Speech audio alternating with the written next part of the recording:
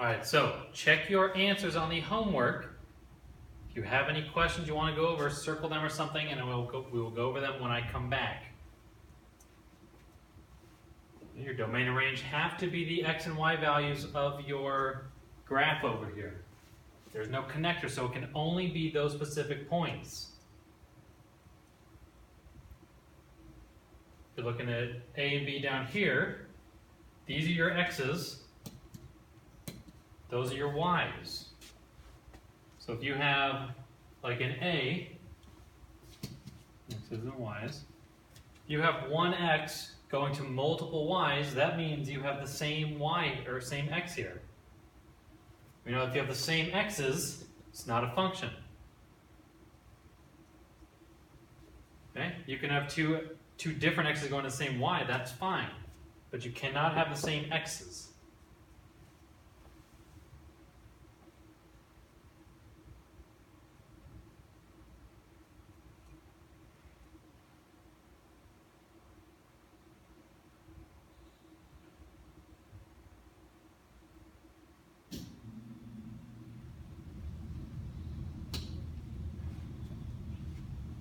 Okay, same thing, domain and range can only be your x's up in this set. It cannot be anything else.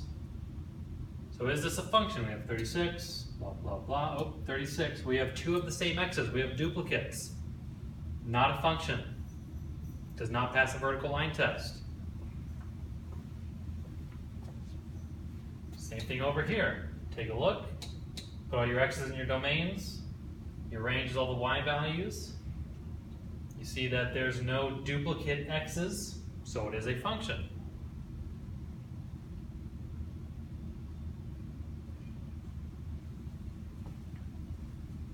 All right, number 4, you take all the whole numbers from 1 to 9 and order them in their opposites.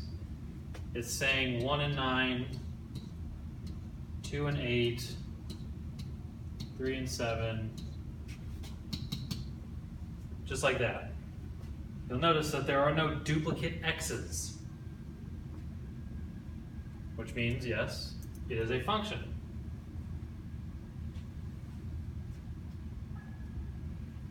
Number 5, you're taking this function right here and plugging in x equals 0, 1, 2, 3, 4, 5, all the way. So you plug in x is 0, so 3 times 0, 0, plus 1 gives you 1. Plug in 1, 3 times 1, plus 1 gives you 4. 3 times 2 is 6, plus 1 gives you 7. That's all number 5 was asking. And number 6, if we use the function, we say f of 10 is 31. All that means is that when x is 10, when the input is 10, y is 31, or the output is 31. You check your answers. If you want to go over anything, just circle them. We will do that when I come back.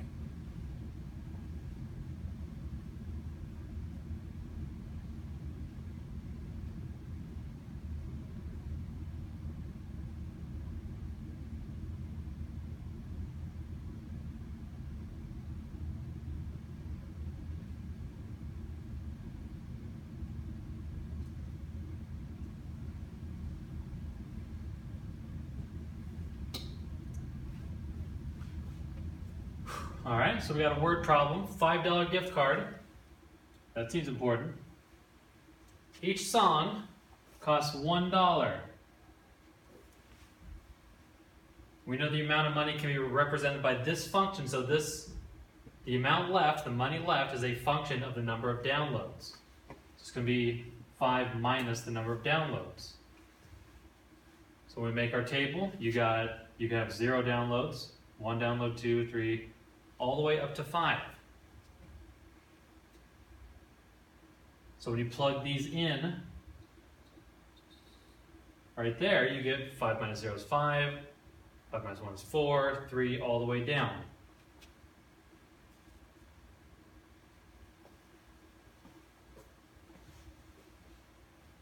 Once you have your x's and your y's, you can plug them into a coordinate form. So you get 0, 5, so that x is 0, y is 5. Okay? 1 and 4, x is 1, y is 4, so on and so forth. To graph it, you want to have your axes with correct intervals, so your number of songs is our independent variable. That's what we are changing. We can change the number of songs we download. So that goes by 1, 2, 3, 4, 5, 6. We had more money, we could do more. The money left on the card depends on how many songs we download. We can have 5, goes down to 4, 3, like that. So make sure your graph has the labels here and proper appropriate intervals, as well as the actual points being plotted.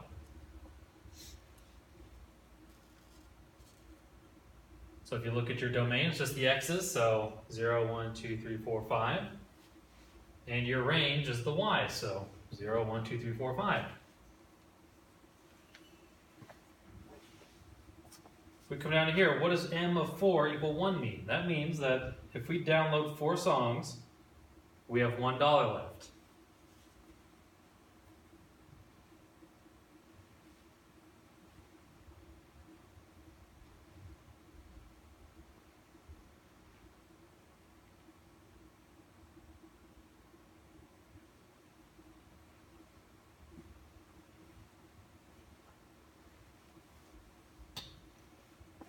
Okay, another word problem. Ben wants to cover a table. It has 864 square inches.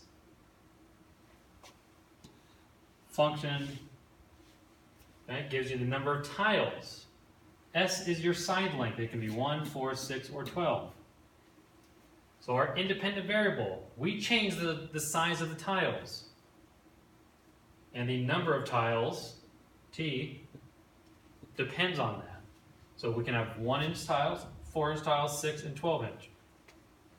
All you do, you take your S, plug it into the equation, you get 864, 54, 24, 20, and 6. So if you get 1-inch tiles, it's going to take you 864 tiles. It's a lot. Once you have your X, remember these are your X's, these are your Y's. Turn them into coordinate form. So X is 1, Y is 864. When X is 4, Y is going to be 54, so on. Okay. Then we got to graph it. The side length you put down here. This is your independent variable. We can change the length of the side. And the number of tiles depends on it. That's your dependent variable. So you need to make sure that your tiles are, or your intervals are appropriate. So since we go from 1 to 12, we're going to count each grid line by 2. Since we have to go up to about 900, each grid line here is going to be 150. So it's going to be difficult to graph, but it should look something like this.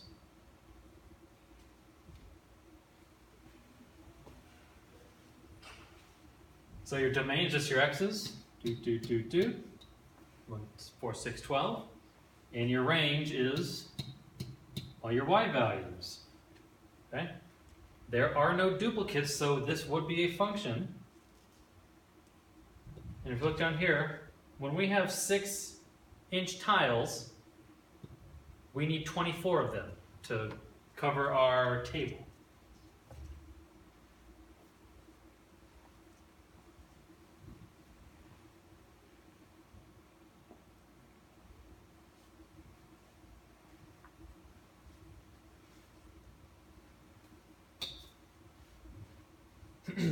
All right, so day 2, unit 3, get out your notes.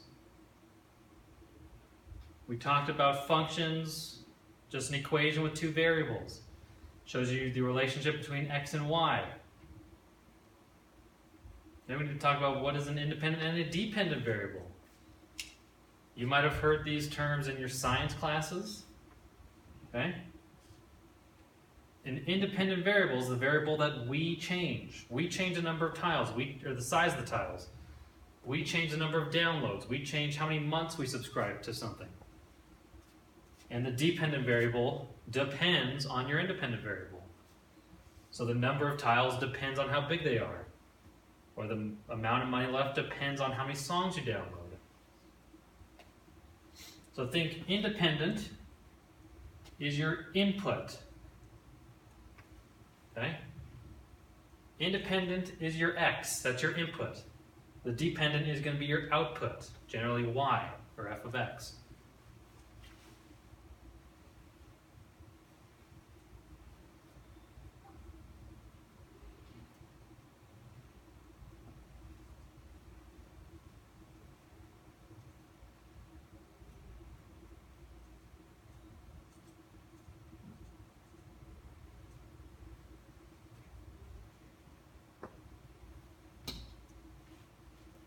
Okay? So let's identify in these equations, these functions, which one's the independent, which one's the dependent. We just got done saying it. Independent is your input, and your input goes right there. So our independent variable is going to be x. And our dependent variable is f of x, or y. Remember, f of x is just another way of saying y.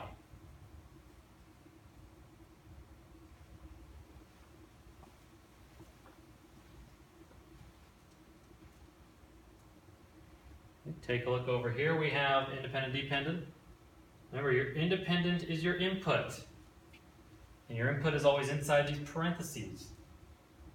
So your independent is going to be m, which is probably money, or messages, or something like that. Your dependent is going to be the whole function, c of m. Or you can just think of it as c, probably cost. Okay? Independent is input. Dependent is your output. You plug in x, you get f of x. You plug in m, you get c of m.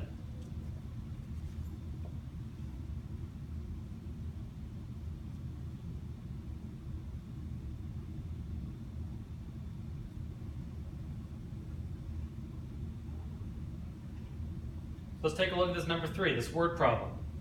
DJ company is hired for a dance. He charges $125 per hour for his assistant. Which one's the independent? Which one's the dependent?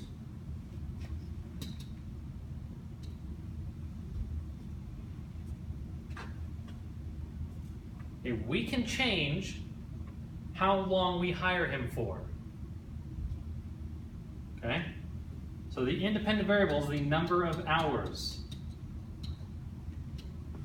We can fire him after an hour, or we can keep him there all night. But the number of hours is what changes, what we change. Now what depends on the number of hours? That's going to be the cost, or the price. Okay? We hire him for longer, it costs us more money.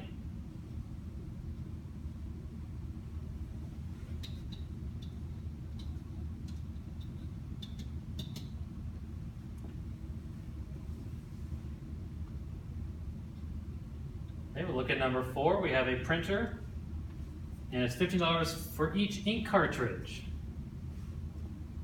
What can we change? We can change the number of ink cartridges we purchase. So we change the number of cartridges. That's your independent variable. Once again, what depends on the number of cartridges? That's going to be how much money we spend. Okay, you buy more ink, you spend more money. That's kind of how it goes.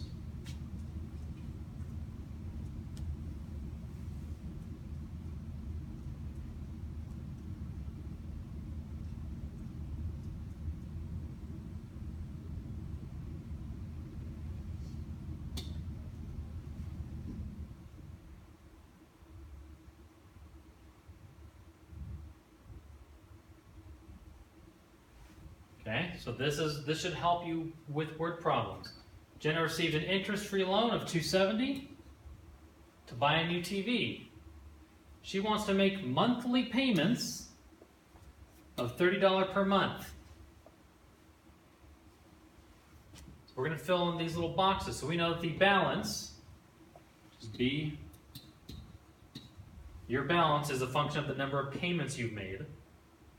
That's going to be the loan amount, which is $270, minus, okay, minus how many payments you've made. So we make, let's say P represents the number of payments we make. We have a cost associated with that payment, and it's going to be $30 a month.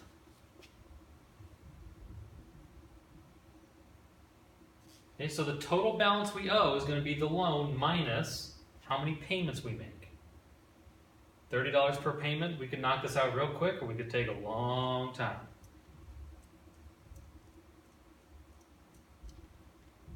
So let's just put this in function notation. So B, your balance as a function of the number of payments, is equal to 270 minus 30p.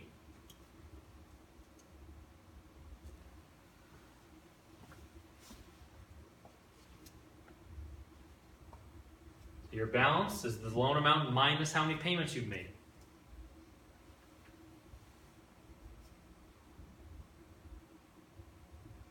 So if you look at A down here, what does B of 0 mean? That means no payments have been made.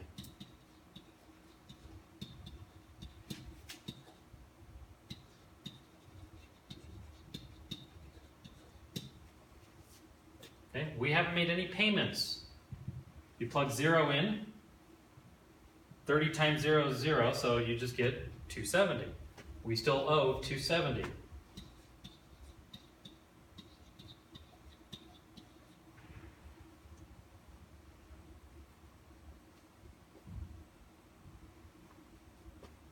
Okay, if you have any questions, make sure you circle something or write it down so when I come back we can go over it.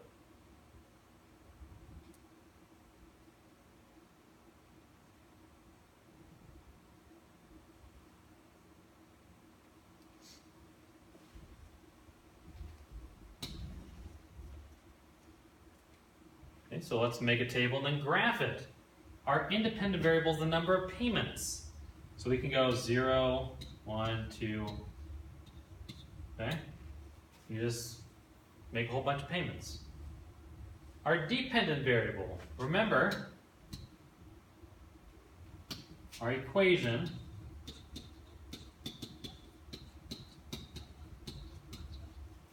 equation's right there. So if we plug in 0, we get 270 minus 30 times 0 gives you 270. We plug in one payment, 270 minus 30 times 1. That gives you 240.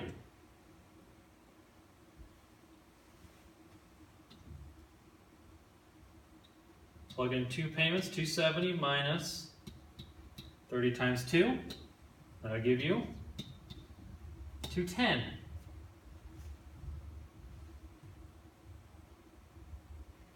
Okay, hopefully you see a pattern here. You're going down 30 every time. So this next one's going to be 180, 150. Keeps going down until you're done making your payments.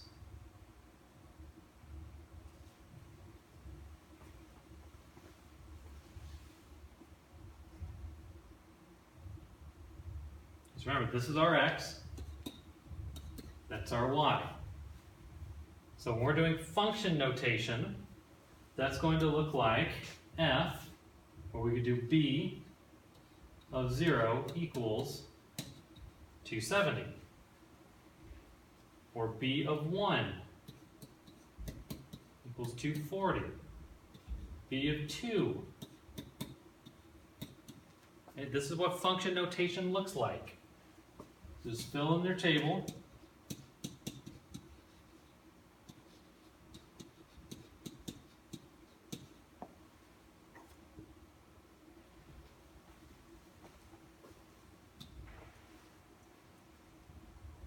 Okay, so these are our x's, these are our y's. Function notation looks like that.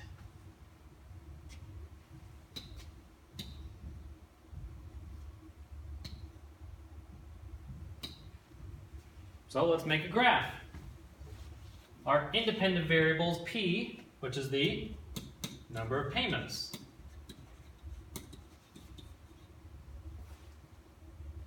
Our dependent variable is the balance. That's really in money.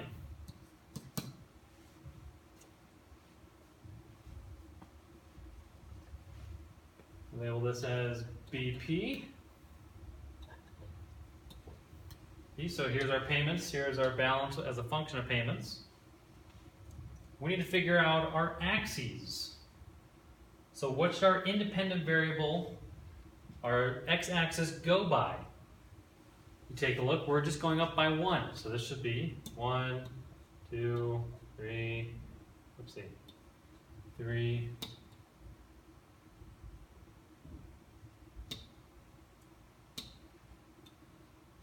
4, 5, dot, dot, dot. Now our balance goes from all the way from 270 and eventually down to 0. So we want 270 to be right here. 270 down all the way, so we have 1, 2, 3, 4, 5, 6, 7. It's not going to be pretty. You could go up by 50s. So 50, 100, 150, 200, 250, 300. So we could do that. That's an option.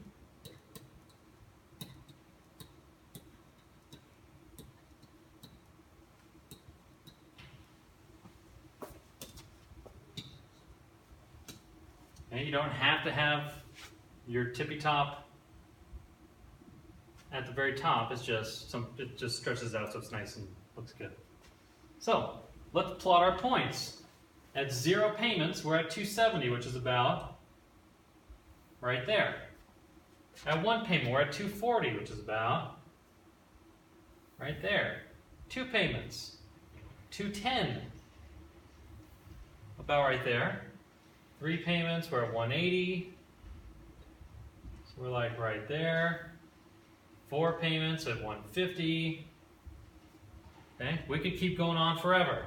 5 payments, you'd be down to 120. 6 payments, you'd be down to 90. Okay, 7 payments, you're over here. Question is, can I connect these dots?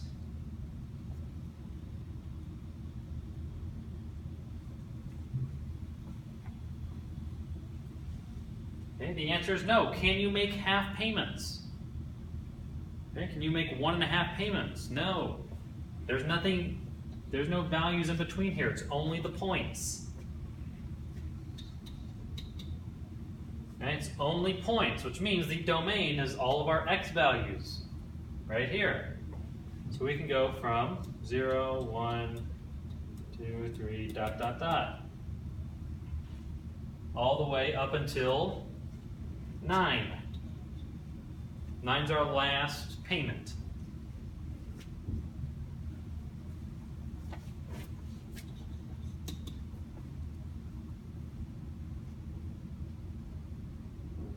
Okay, for our range, we go from 270 down to 0. So we got this, and we go in increments of 30. So 60, 90, 120, 150. Okay, you keep going. If we could graph all this, your range would be that high. But technically, just for this graph, it's going to be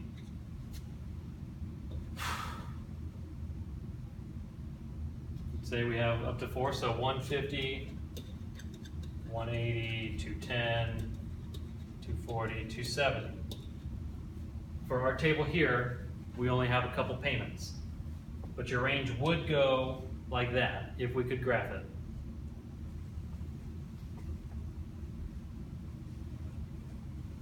If you have any questions on this, write them down so we can go over them when I come back.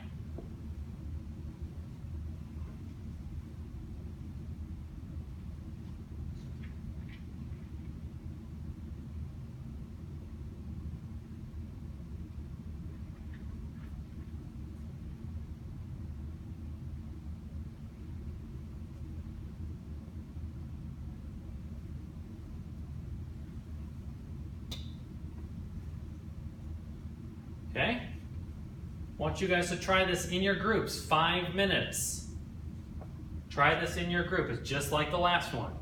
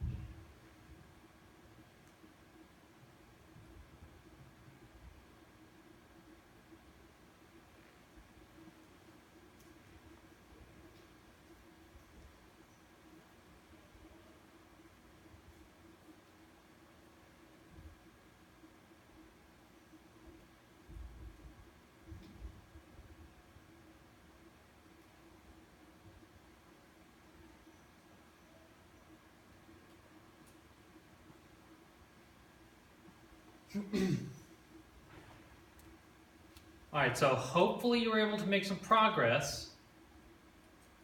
If you're almost there, just keep working. We're going to start going over this.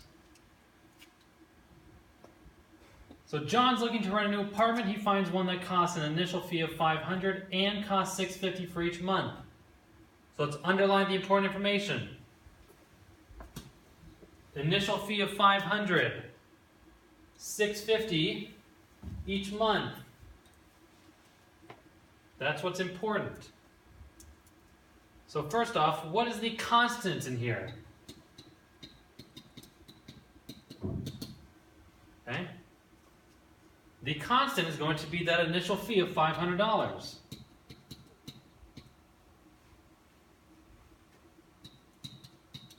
Hey, that's there regardless. Doesn't depend on anything.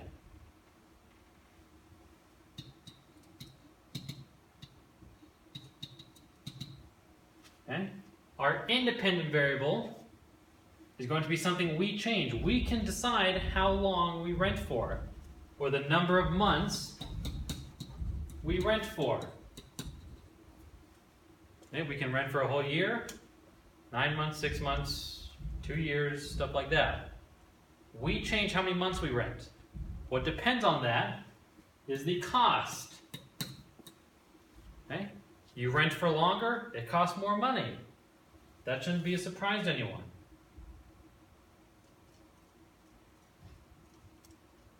So let's fill in these little boxes. Okay?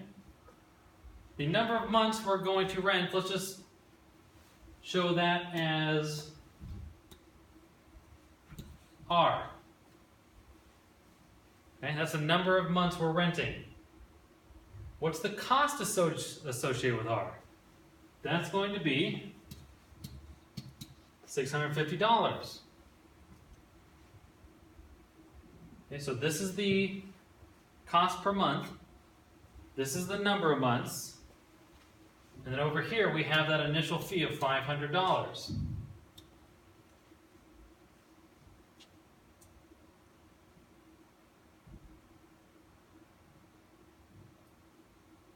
A lot of times this is a security deposit, so you might get this back if you're renting. Unless you leave the apartment at just a total wreck, in which case you're not getting it back. Okay, but the cost is going to be that fee plus how many months you rent. So if we write a function, it's going to be cost, which is a function of the number of months. That's going to equal $650R plus 500.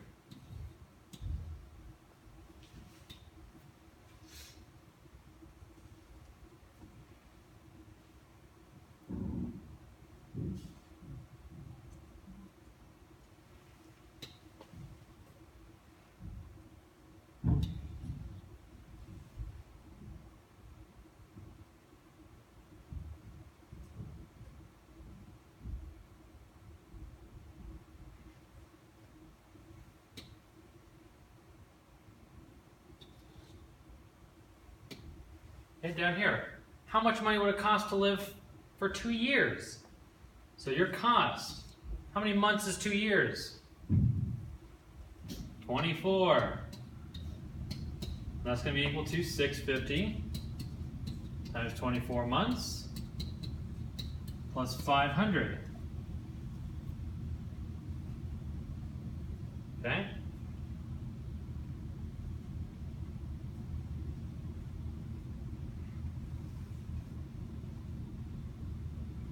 Go through, you solve that, you get, let's see, 6.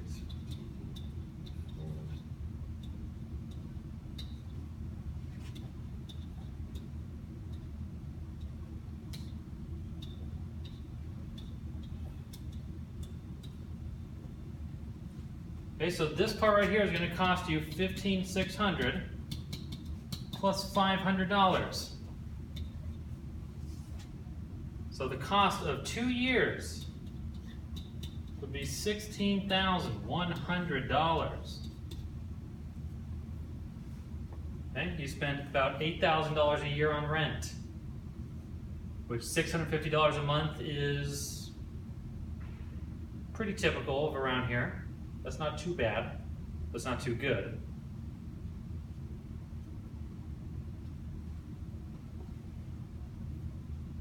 If I wanted 10 years, you just plug in the number of months in 10 years. So 120.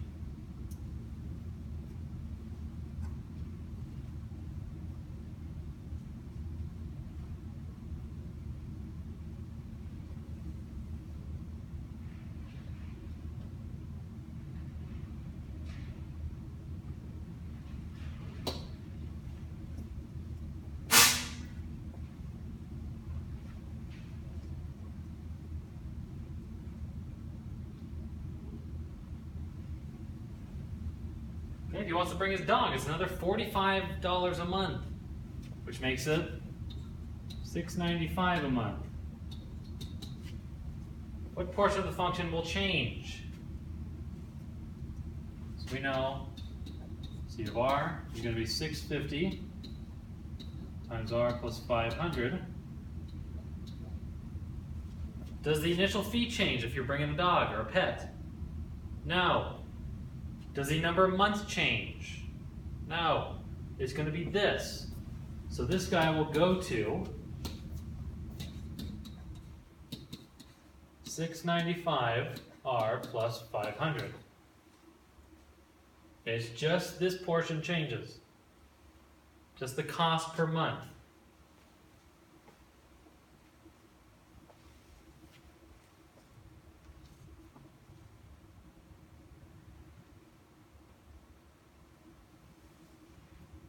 So let's start filling this in. We can rent for 1 month, 2 months, 3 months, 4 months, 5 months. Okay, it just keeps going. Now all you have to do is you plug in for right here. Let's say he's not bringing a pet just to make the numbers easy. If you want to bring a pet, that's fine. But let's do this equation. So 650 times 1 plus 500 will give you 1150. Down here we have 2 months, so 650 times 2 plus 500. This is 1300, plus that gives you 1800. Down here, okay, fill in your table. You should be able to do this. Okay. 2450 plus 500.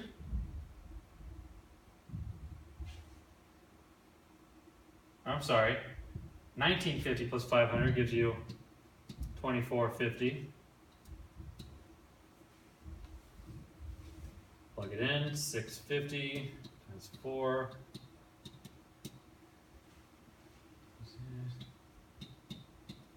31. And finally, come down here.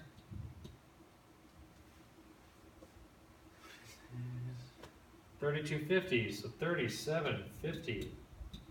Please check my math. I'm just doing it in my head, so it might be wrong.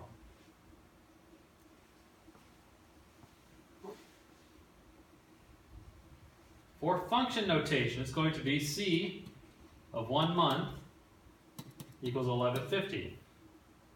The cost for 1 month is 1150.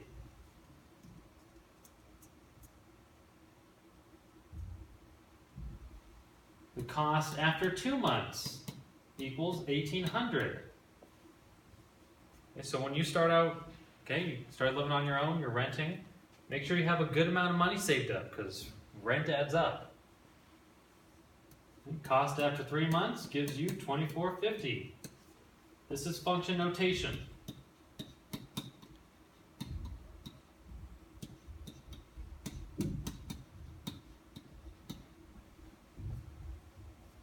That is function notation.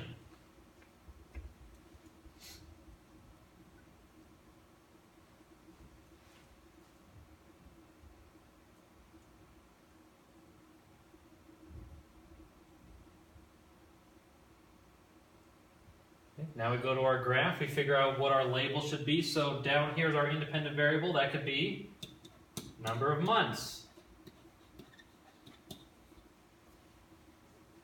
Over here is going to be the cost in money. We know this is R, this is C of R. Okay, cost is a function of the number of months. Now our axes. Our number of months is going up by 1 every time, so it just makes sense to go by 1.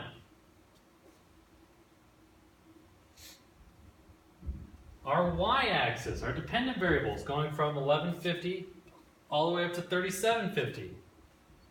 So we have to figure out some intervals that will fit there.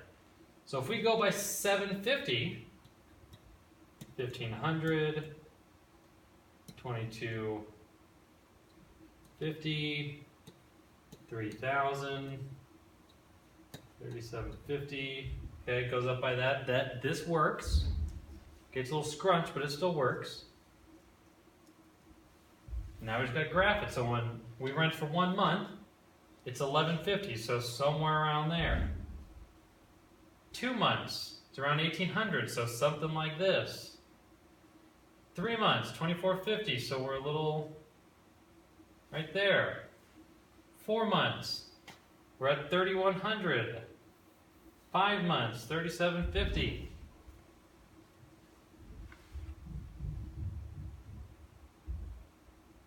Okay, you cannot connect these. You can't rent for 1.5 months. There's nothing in between here. It's just these points.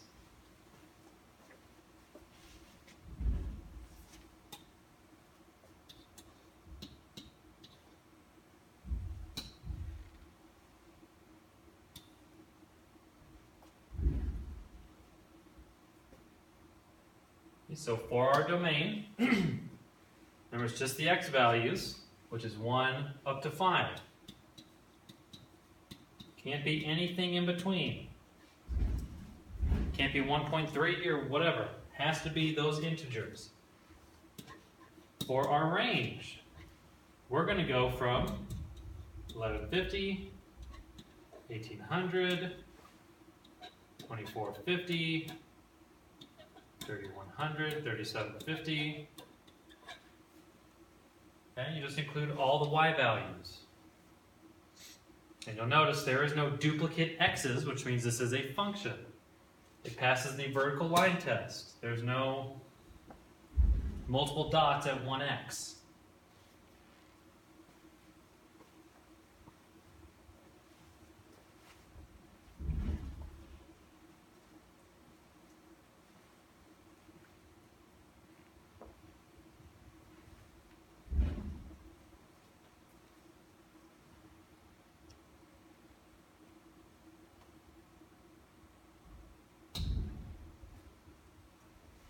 Okay, this is your homework.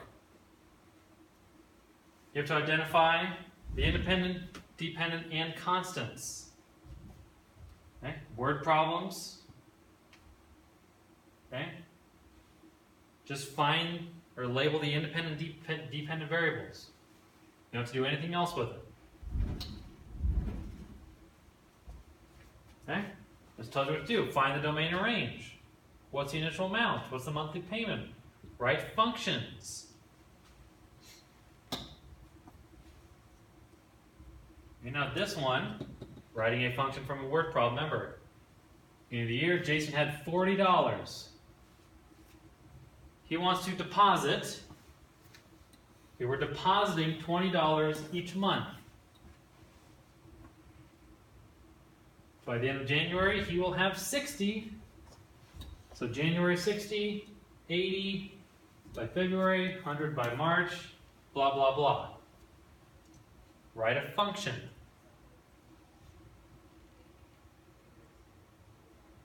Okay? So his balance as a function of the number of deposits is going to be equal to whatever he had initially plus however much he's depositing per month. And that should give you guys a little hint on that. It's just like the ones we did in class. Then you're going to graph it And then if you had $70 instead of 40, how would that change your graph?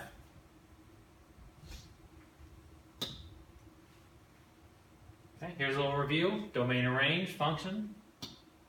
And that's it. So there's this screen again, just in case you didn't see it. Okay, tomorrow we'll pick up where we left off.